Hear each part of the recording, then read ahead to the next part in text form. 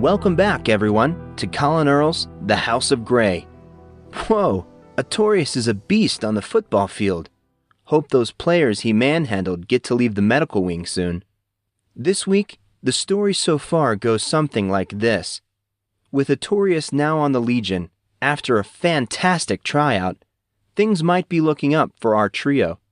Monson has his hands full with classes, Taurus Green's flirting with him, and the mystery that surrounds Cyan Harrison.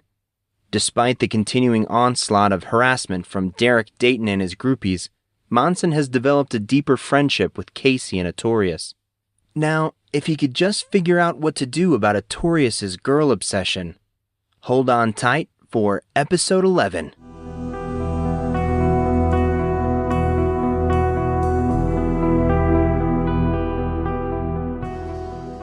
Over the next few weeks, things changed just a bit for Monson and his friends. Artorius was quickly inducted into the Legion's ranks, and in light of his new status, some of the animosity against Monson seemed to die down, or at least slow to a simmer.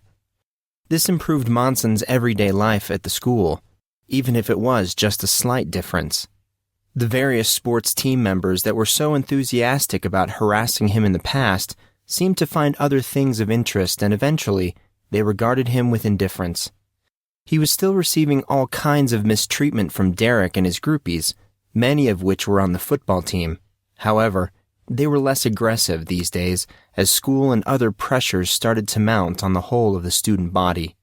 The school held the official tryout for the Legionnaires football team during the first week of September on the main field of the battlegrounds. This 3-day event was quite the spectacle.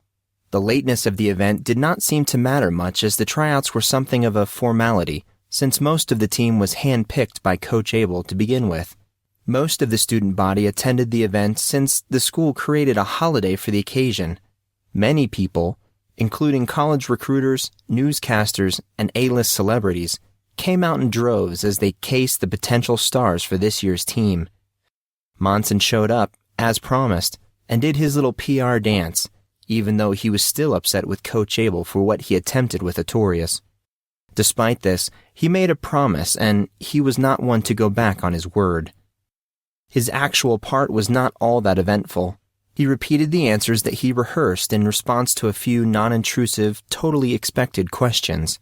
Then Coach Abel shuffled Monson away, wanting him scarce so the coach could promote the team. Afterwards, Monson felt annoyed, not really because of the Q&A. He had gladly answered their questions. He was annoyed because they really did not care about what he had to say.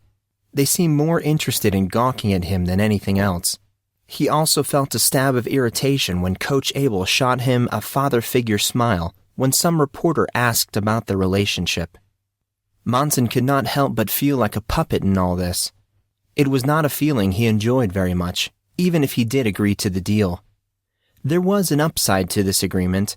Coach Hawk. The man was hilarious, absolutely hilarious. Abel had assigned Coach Hawk to prepare Monson for his screen time with the reporters. "You have to feel your answer, Grey," Coach Hawk had said on more than one occasion. "Only then will your noble blood be seen." Noble blood? Monson remembered saying. "What's noble about my blood?" "I come from prosperous stock, deep with tradition and honor. I am positive you carry within you a rich heritage, passed down by countless generations of Greys. Upon your shoulders rests the hopes and dreams of innumerable progenitors, all looking to you for the culmination of their ancestral wishes to be fulfilled." Coach Hawk had answered as if this were the most obvious answer. Right. All of their planning sessions proceeded in that manner, during which Monson and Hawk became friends. Honestly, Coach Hawk's bubbly personality made it almost hard not to, and he was so kind to Monson, which was a bonus. The actual tryout was very interesting to watch.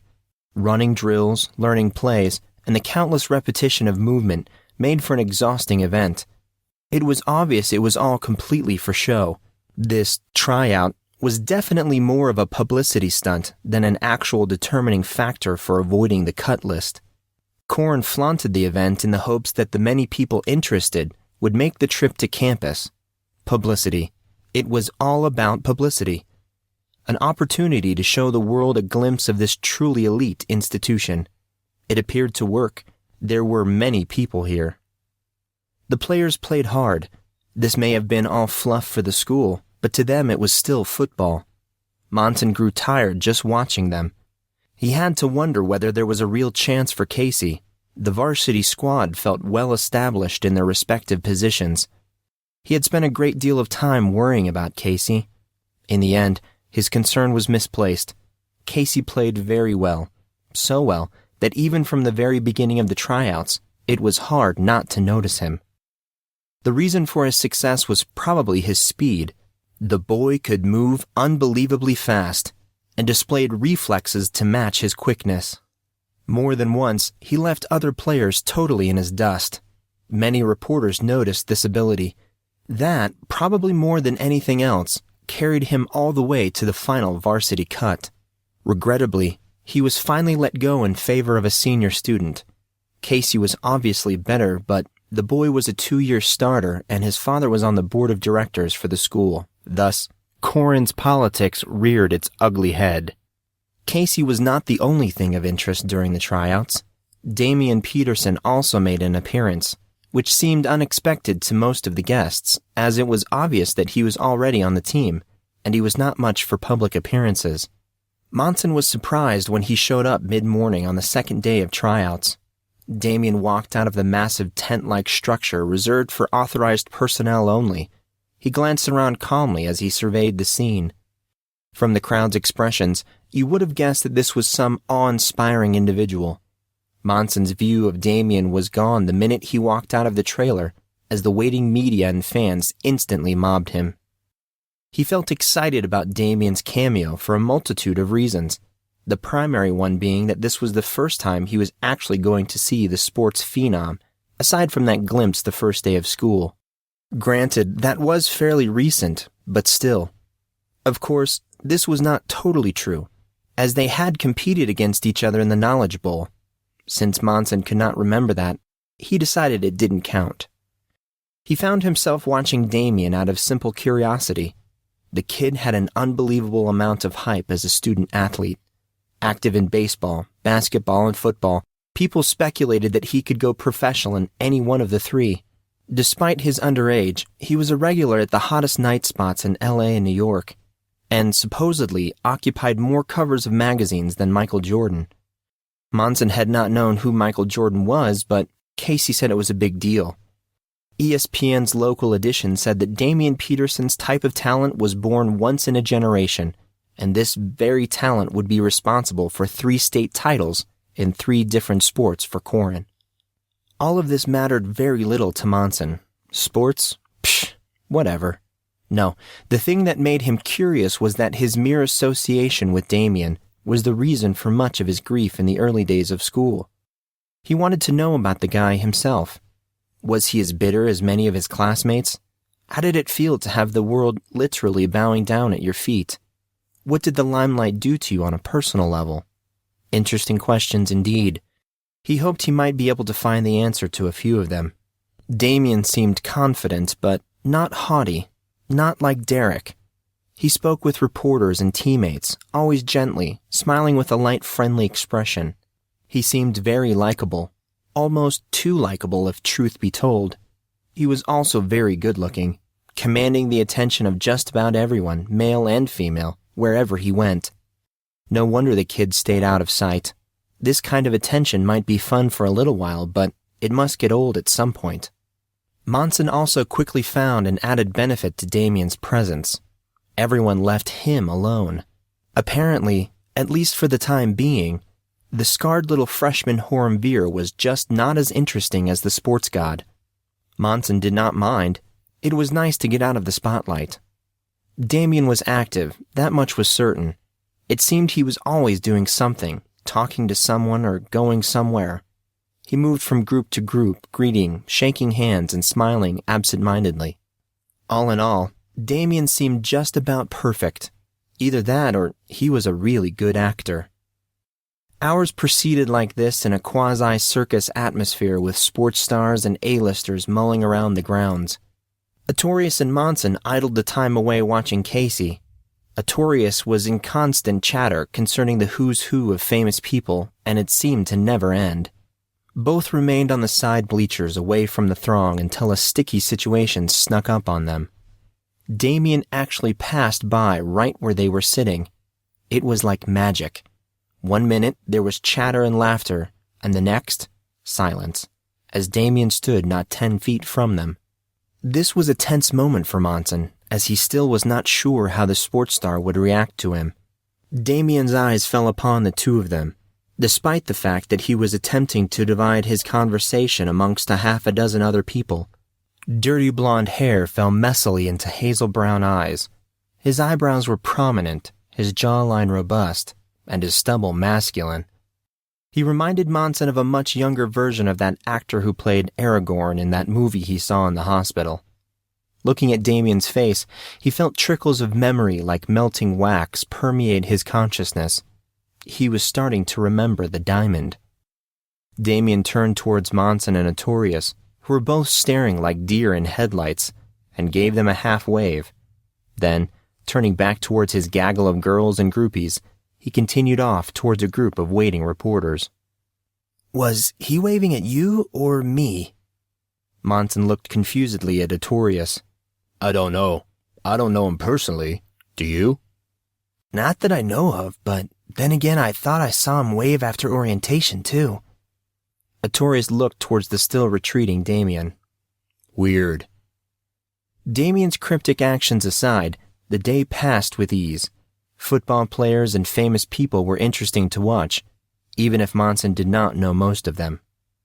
The excitement was something that you could cut with a knife as students mingled with the up-and-coming. Much to his enjoyment, Monson remained separated from it all. There were no dirty looks or whispered conversations. It was just he and Artorius, relaxing. Despite his relief from the normal tumult, he knew it was too good to last. Speakers started to play an entrance song, kind of like the ones that pro wrestlers use trying to be flashy. Hearing this music, the male population of the school went wild, as if suddenly infected by some rabies-like virus. They ran and stacked up in front of a large raised platform, literally drooling in anticipation. Artorius, who had moments earlier left for the bathroom, ran up to Monson at a breakneck speed. He stopped suddenly and almost fell over. He righted himself, not missing a beat. Grey, we gotta move or all the good seats will be taken." He pulled Monson up and started to drag him. His next words sounded a bit desperate. "Man, we're not gonna be able to see anything if we don't hurry." "What aren't we going to be able to see, Artorius? What are you on about?" Artorius' eyes bulged comically. "You don't know?" Monson sighed. Of course he didn't know. He never knew. Artorius gave him a wide, slightly devious smile. "The cheerleading squad is performing, Grey. The cheerleading squad."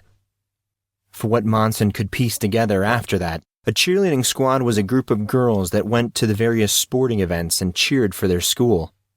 Corrin's squad accompanied all the major teams to their respective matches, and apparently, this was a big deal. At first, this all sounded somewhat silly to Monson. Why would the games need something like that? It seemed like a sort of waste of time and resources to him. It was not until he saw the girls in their cheerleading attire that he decided how wrong he was.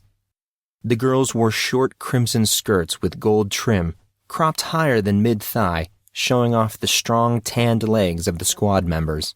Assumingly, the design of their attire was to make their acrobatic feats easier, but Monson was sure that that was not the only reason. Sleeveless white and gold tops that did not quite cover the midriff begged for recognition from anyone fortunate enough to be close to the girls. Stark white shoes with no visible sock rounded out the outfit and gave the blatantly sexualized clothing a wholesome, hometown-like feel. Despite the attempted quaintness, he could not quite shake the feeling that really, he should be averting his eyes. Understandably, many of the cameramen and reporters seemed just as enthralled by the cheerleading practice as the male members of the student body were. Predictably, and more than once, Monson caught them ogling the girls. The cheerleaders, their uniforms, and their cumulative intended effect could all be lumped into the whole premise of Corin's 3-day affair. There were just too many wealthy, beautiful girls at this school not to make an event of the whole ordeal. Again, leave it to the rich and powerful to make something bigger than it is. The tryouts, the media, the cheerleading squad, all of it came as a great shock to Monson, having never seen anything resembling it before. As the squad finished their practice, his shock hit a new level. Taurus and Indigo, both wearing cheerleading attire, came up to him and seemed to fight for his attention as they spoke. "So, what do you think?" Indigo twirled in a circle, holding the skirt with the tips of her fingers. "I look good, don't I?" Monson found himself thinking how good she did look. It was just hard, when the whole thing obviously affected Artorius. He tried his best to answer. Yeah, I think you look rather nice." She beamed. "Monson, there you are. Where have you been, Grey? I've been looking all over for you." Monson gave Taurus a confused look. "Where have I been?" he thought. "I've been right here, in front of you, the entire time." "Taurus, what are you talking about? Who's your friend?" She glared at Indigo. Indigo returned her nasty sneer, but did not answer. "Anyway," Taurus continued as if Indigo was not even there. "Monson, what were you saying? Oh, that's right. You were telling me how good I look in my uniform. He was telling you, or you were forcing him to do so?" The conversation progressively grew worse from there. Finally, he and Artorius were able to extricate themselves from the polite yet furious girls. He made a mental note to try to keep those two away from each other in the future.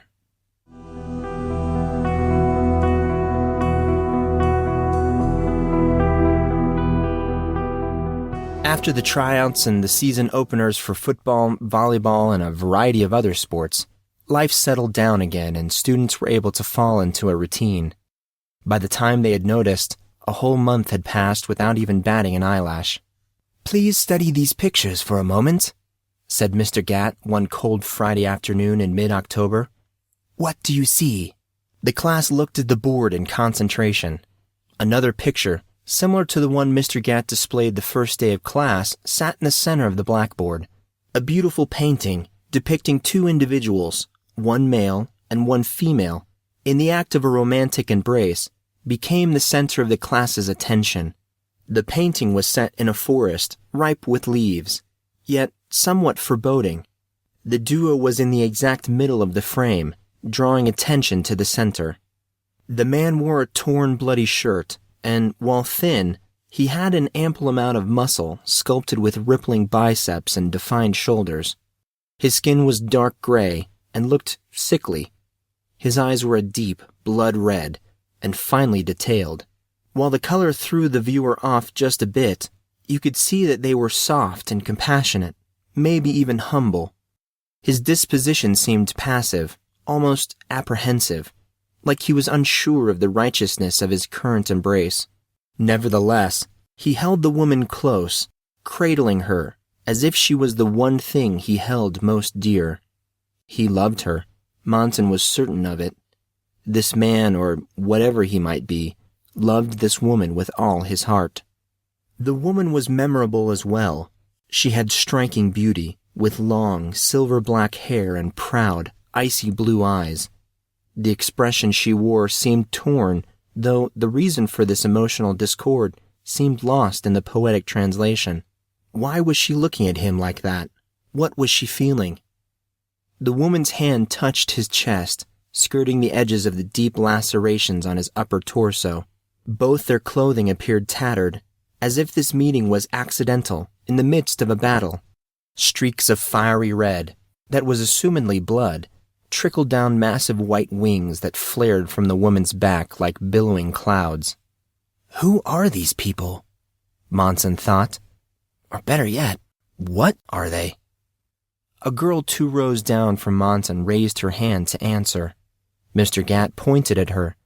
She gestured towards the left side of the painting. "I don't know about anyone else, but he looks like a goblin or something." Snickering rippled through the class as people pondered the statement. Mr. Gatt smiled. "You are not completely off, Mindy. However, Not exactly what I was looking for. Yes, Simon. It was one of the twins. The two of them always seemed to be together. Well, I don't know about the goblin-looking thing, but the woman looks like an angel. Mr. Gatt nodded in approval. Well done, Simon. Please, continue. Why do you believe that this woman looks like an angel? Confused, Simon answered. The wings, of course. The woman has angel wings. Well, no. Perhaps you misunderstand the question. How did you know that the woman with the angel wings is in fact an angel? Simon shook his head. I don't really know. Exactly. If there was a punchline there, Monson definitely missed it, as did most of the class. Mr. Gatt did not explain his statement, but turned towards the sliding board and pushed it up out of the way. Bending down, he reached for what looked like a digital projector. He hooked it up to his MacBook as he started to speak again. This painting was discovered in an underground tunnel system on the outer reaches of Carthage in northern Africa. The entrance remained hidden for hundreds of years due to the shifting sands and winds of that region. The tunnel system, covering many miles, contains hundreds of Punic documents. Can anyone elaborate on the significance of this? No one answered. Mr. Garrett, how about you? Mr. Gatt gestured towards the boy in the wheelchair. The boy went pale as he looked around at the class. He shied away, but answered in a soft voice, barely above a whisper.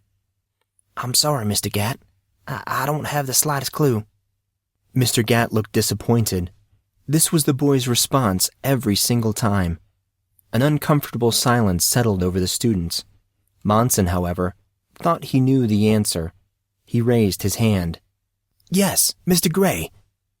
Wasn't the city of Carthage destroyed by the Romans in 146 BC? Please continue. All the historical records were destroyed by the Romans, making it difficult to study the Carthaginian history. This is problematic. Carthage was one of the largest and longest-living empires in the Mediterranean, and yet we know very little about them. Excellent, Mr. Grey. Very well done. He looked around at the rest of the class.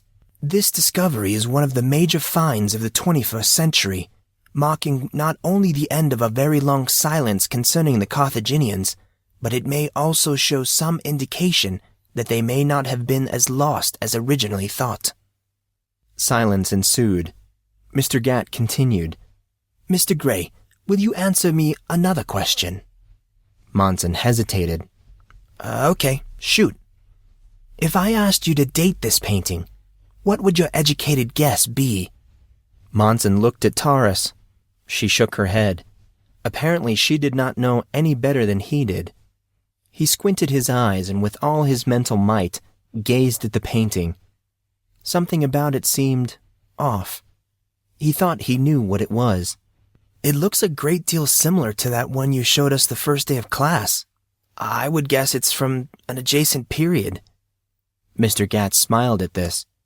Do you have any basis for your assumption? Monson shook his head. Nope. Just a hunch. Mr. Gatt laughed this time. Well, Mr. Grey, your hunch is precisely accurate. Monson paused at this. Wait, Mr. Gatt. Yes, Mr. Grey. How could these be from the same time period? I mean, if the picture of Merlin was, 17th century, and this painting found in a Carthaginian stronghold, how on earth could they be done around the same time? Most of the students looked confused at his words. Whispers broke out as he started to speak again. What I'm trying to say is, the timeline seems screwed up. I mean, if that tunnel was sealed BC, how could a painting from 1600 years later appear in it? That is a very good question. Mr. Gatt stopped talking and simply smiled. Monson stared at him. Mr. Gatt was fiddling with the MacBook. It was starting to frustrate him. His eyes were straining as he played with the keyboard.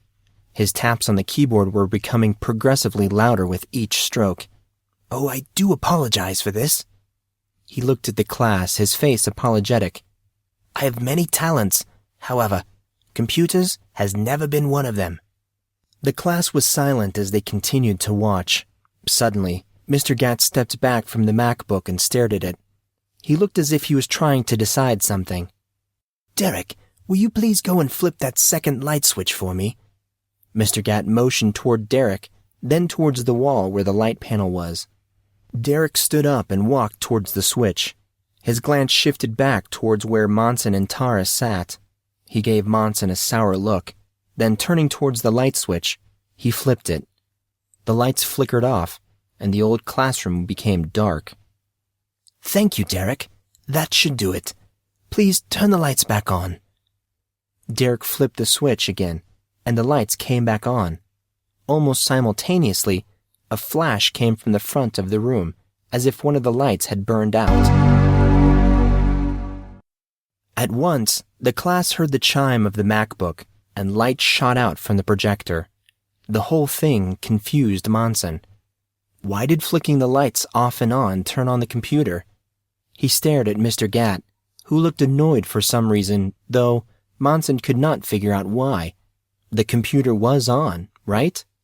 "Unfortunately, this building is very old." Mr. Gatt spoke to the class, not looking away from the computer screen. "The electrical system at times prevents electronics from working properly."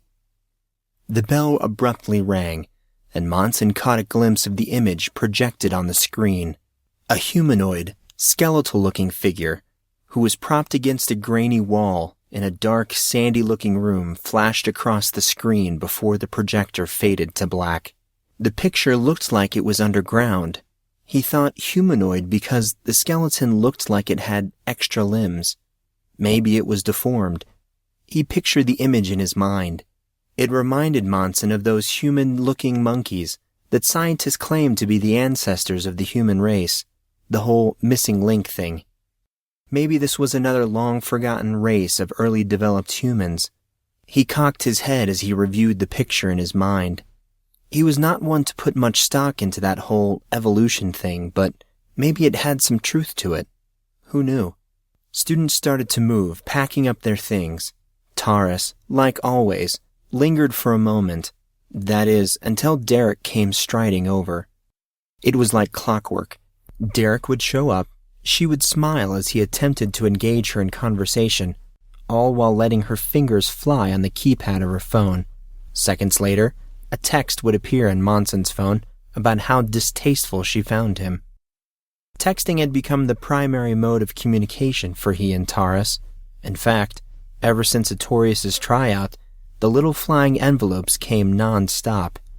He still needed to change her name on his phone. His phone vibrated. He flipped it open and read her message. From my princess. "You coming to practice today? Yellow smiley face ? Monson typed back. To my princess. "Yeah, I guess." From my princess. "Good. I will see you later. Make sure you miss me! ! Winking smiley face. He did not have an answer for that one. He watched as she walked away and laughed at the look on Derek's face as she moved rapidly away from him. The dismissal was not lost on Derek, obviously upset by the slight. Derek's attention quickly snapped onto Monson. "What are you laughing at, Grey?" Monson smiled pleasantly back. "Just the voices in my head, Derek." Derek scowled. "You and your mouth are going to get you into trouble." "Don't I know it?" He continued to smile. Derek leaned in towards him. "I hope you're enjoying yourself. I don't suspect it will last much longer." Monson placed a hand to his temple as if he were coming down with a headache. More of the same thing. He had to wonder what wrong he had inflicted on Derek in a past life. Was Derek ever going to get over whatever it was that put his panties in a twist? "I believe we had this conversation before. What is it now, Derek?" Derek's smile looked tainted, slightly deranged. "I wouldn't want to ruin the surprise." He walked away before Monson could answer. He was not scared of Derek. Really, there was no reason to be. After all, there was not much he could do about Derek's animosity. There were plenty of rumors already to keep most people away from Monson. So, unless Derek could figure out how to effectively incite the rest of the student body against him, there was really no reason to be afraid at all. Monson stood up and started to gather his things, moving slow to make sure he was the last person out of the class. He found that if he simply allowed most of the students to precede him, that he could avoid some of the potentially undesirable altercations. He learned this lesson the hard way, however, as it took several weeks of harassment before coming up with the strategy. "Forgive my intrusion, Mr. Grey. You look troubled." Mr. Gatt spoke to him in a conversational tone. Monson almost instinctively steered himself away from the door and towards Mr. Gatt at the front of the room. "No, not really. Just your normal high school stuff." Mr. Gatt's smile faded to a look of concern. "Normal high school stuff, you say? You know, Mr. Grey, just as a reminder, you can depend on your teachers. We are fairly dependable people." Monson laughed. He really did like this man. "I appreciate the offer, Mr. Gatt, but I'm not one to depend on other people. Besides, there isn't a great deal you could do anyway. You might be surprised what I am able to accomplish." He gave Monson a wry smile. Monson was not paying attention as he was thinking about the image that was on the screen. "Oh, sorry, what was that?" "Never mind, Mr. Grey." Monson changed the topic of conversation. He had to know what that picture was. He gestured toward the projection screen. "I hadn't heard that the Carthaginians' records were found. An underground tunnel system in the middle of the North African desert? Who would have thought? Something that big. You think it would have been all over the news." "It was." Mr. Gatt smiled lightly as if he were trying to soften the blow he was about to dole out. "It made national news. When you were in the hospital." "Well, that would explain it." He did his best to keep any type of emotion out of his voice. "What about the mutant-looking skeleton guy? Where's that little lead taking us?" Mr. Gatt smiled as he shook his head and murmured something that sounded similar to mutant. Apparently, he found Monson's use of the word very amusing. "The mutant, as you put it, is leading us to a lost part of history, a legend that is as a part of humanity as the Roman Empire itself." Mr. Gatt went into his sermonizing, oratory voice, the one that could attract attention like flies to, well, flypaper. He really wanted Monson to listen to what he was about to say. Monson listened intently, far more intently than the situation warranted. Mr. Gatt parted his lips. "Atlantis." "Atlantis?" "Yes, Atlantis." Monson stared at Mr. Gatt in surprise. "That's not what I was expecting." Mr. Gatt looked sympathetic. "I do not doubt that, Mr. Grey. It was indeed surprising, even to me. I guess I'm confused." Monson scratched his head. "What does the lost continent of Atlantis have to do with the Carthaginians and the skeleton guy?" "What indeed?" Mr. Gatt continued to look at him. "Quickly now, Mr. Grey, or you might be tardy for your next class." "Oh, man." Monson rushed out the door without a glance backward. "See you on Monday, Mr. Grey."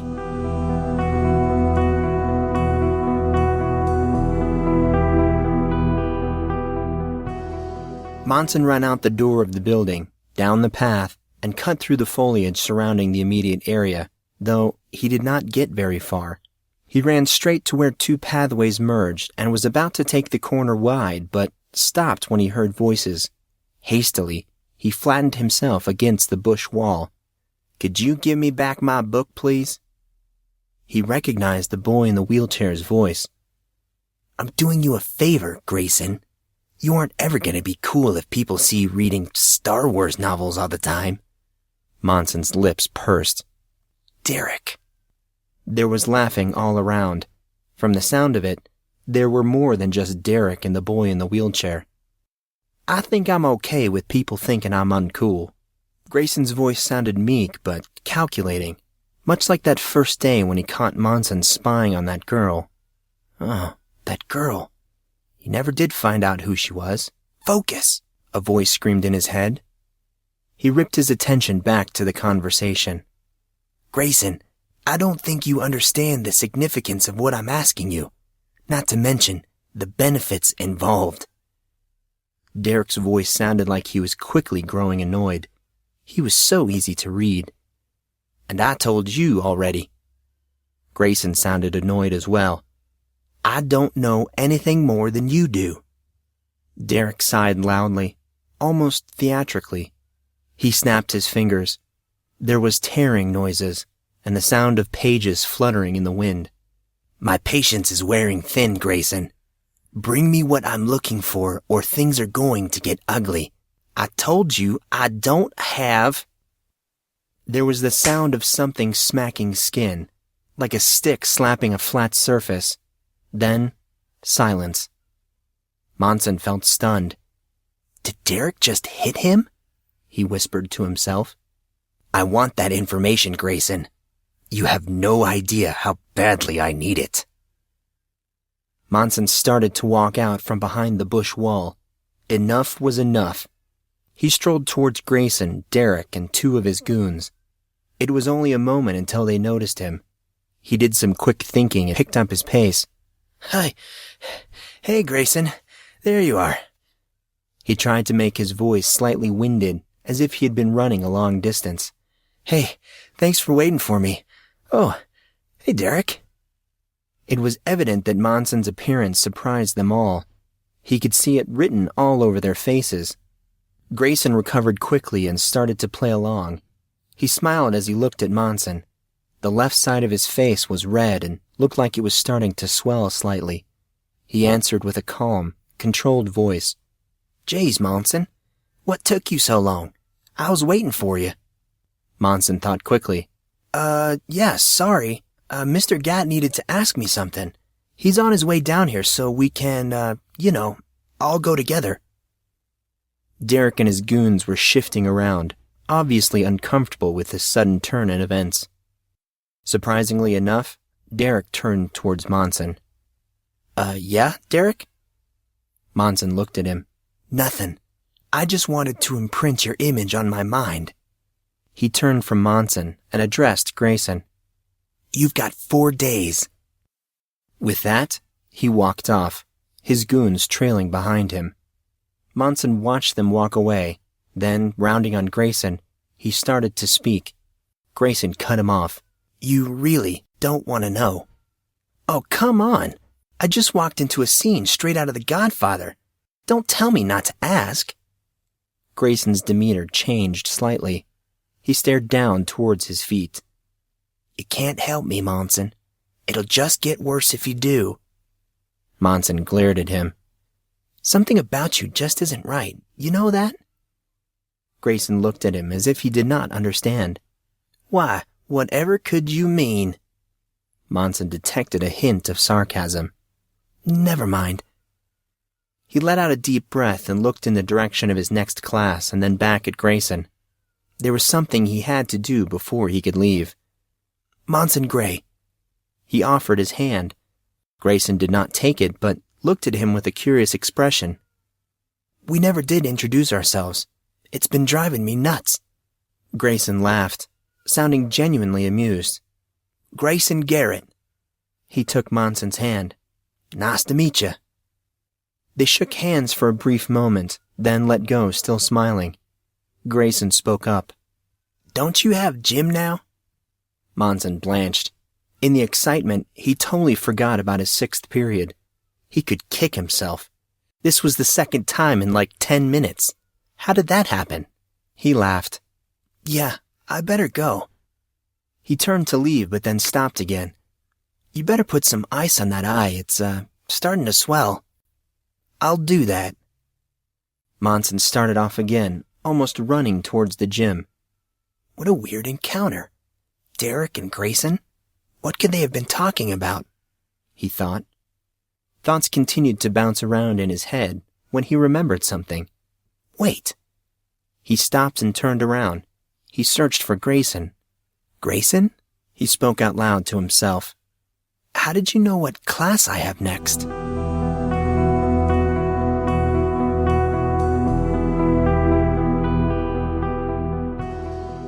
No. Gray, You're doing it totally wrong. Casey was yelling at Monson again.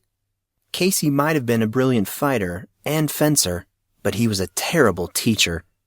Casey looked at him, frustration all over his crinkled, old man-like face. The two-step, he walked towards Monson with his balkin in hand, is a feeling-out maneuver.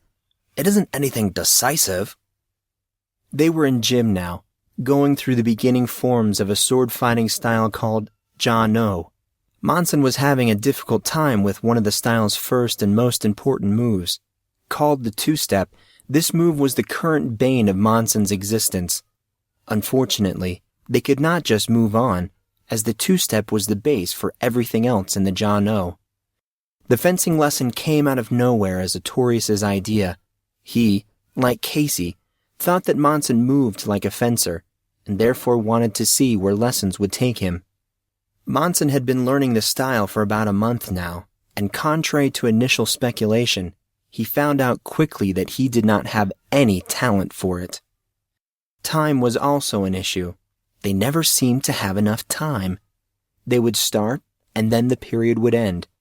Time just seemed to melt together. Today was no different, worse even. They had even less time than usual. Monson's fault, of course. By the time he had arrived at the yard for his gym class, he was already 20 minutes late.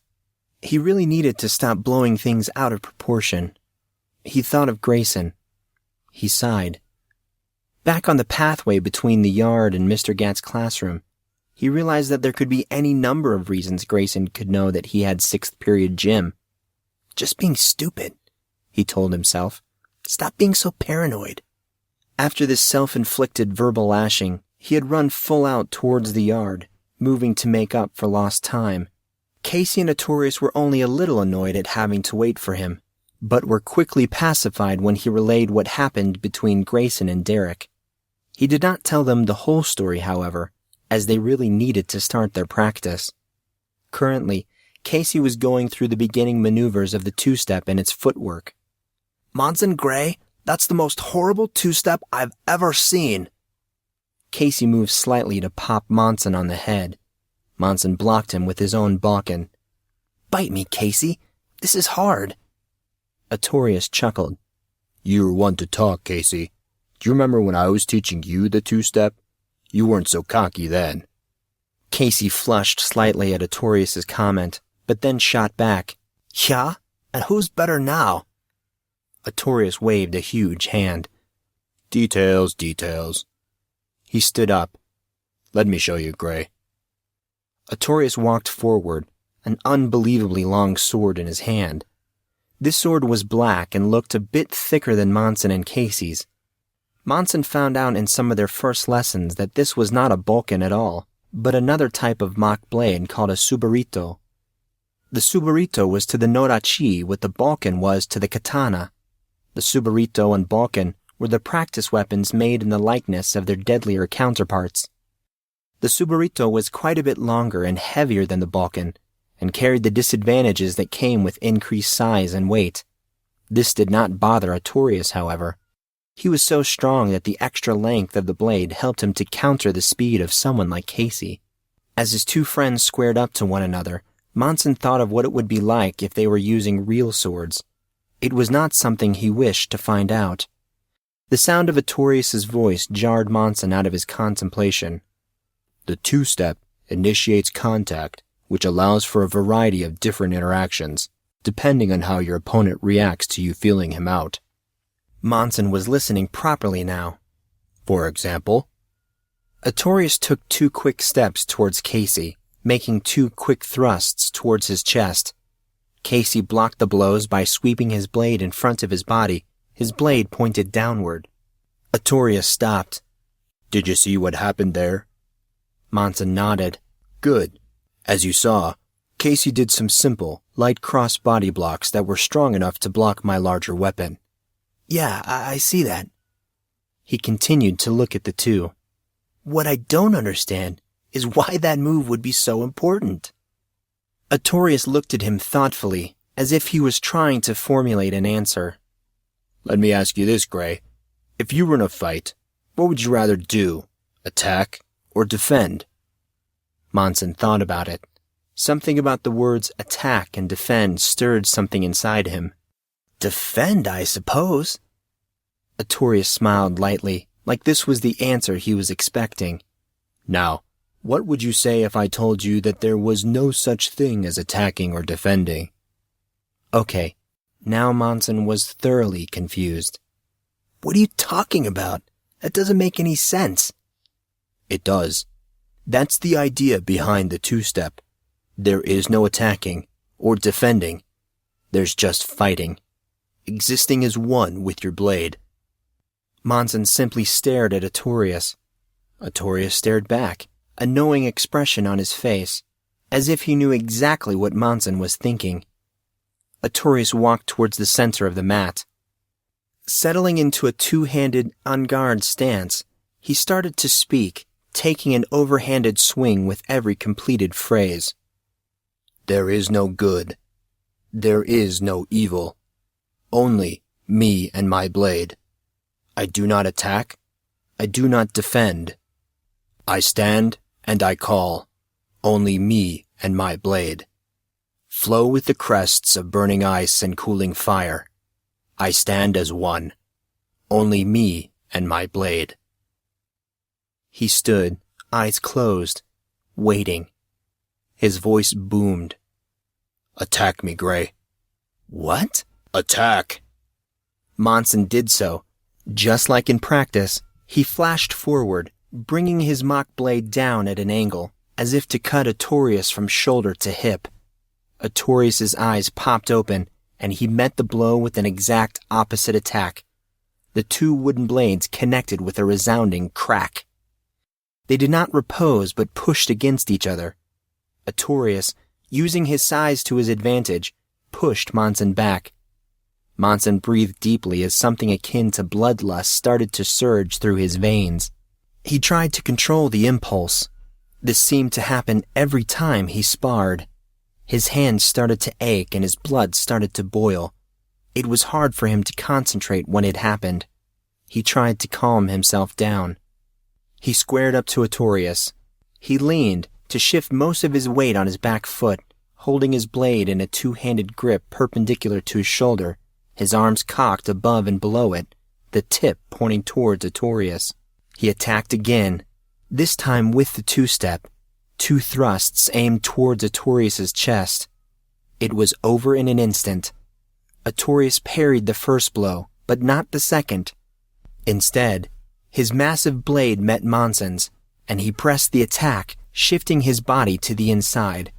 His long blade swiftly grinded along the length of the shorter mock sword, coming to rest where Monson's neck and shoulder met. Monson froze. Artorius held the wooden blade to Monson's throat, not moving an inch. Then he spoke. The two-step is the first form in the Jah No. It is also the root of a very important principle. Monson felt like Artorius' words were burning into his brain, and perhaps his very soul. Artorius' voice went very quiet. The two-step is designed to teach you one very important rule. You do not attack. You do not defend. You fight. You fight, as either to attack or defend, is to die. You must not just attack. You must not just defend. You must fight. That is the first principle of the Jah No. Without noticing how or when he got there, Casey suddenly popped up at their side, starting to speak as Artorius slid the blade away from Monson's throat. Dude, what Arthur is trying to say is that the concepts of attacking and defending compartmentalize something that should be combined as one. In a battle, no movement should be the sum of its parts, but the whole of itself. Every single blow should be attacking and defending, together. It's the mindset that's important. Being able to fight, whether it's with weapon or hand, is as much a state of mind as an actual physical attack. Monson stared at them.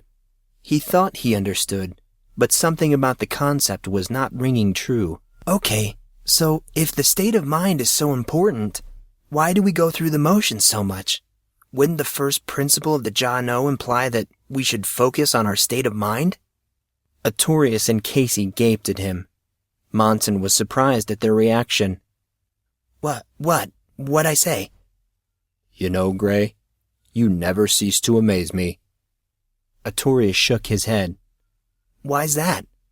You were able to cut to the defining aspect of the Jah-No, and the dual nature of body and mind. A commotion cut Artorius off mid-sentence. People were running, literally dropping equipment and running. Dozens of students ran from their various activities. It was as if someone suddenly flipped a switch telling everyone to go somewhere. Artorius caught the arm of a girl from their year. It was one of the girls he had introduced to Monson and Casey their very first day of class. What was her name? Ignace. The girl stopped and turned, looking at him. Her eyes seemed wild with excitement. What in the world was going on? Hey, Arthur, what's up? She had a milky voice, smooth and sweet. Artorius gritted his teeth at the sound of his given name. He took a deep breath. Where is the fire? Where's everybody running to? Cyan Harrison. She has another match. Everyone's going to watch. Monson stepped forward. Cyan has matches every day. Just about every guy in the student body has challenged her. Why is this one such a big deal? Ignace blushed deeply. Something about it felt off. It's not Cyan people are going to see. The boys stared at her. Monson spoke up. Then who are they going to see? Well, duh. Her opponent, of course. They were getting nowhere fast. Okay, and who's her opponent? The girl's eyes widened with anticipation. The Diamond. You've been listening to the podcast-only novel of The House of Grey by Collin Earl. For more news, information, and updates, please visit houseofgreybook.com. Music by Figure of Fiends. Visit the band at myspace.com/Figure of Fiends. Cover art for The House of Grey provided by James Thane. More information at thayn.net.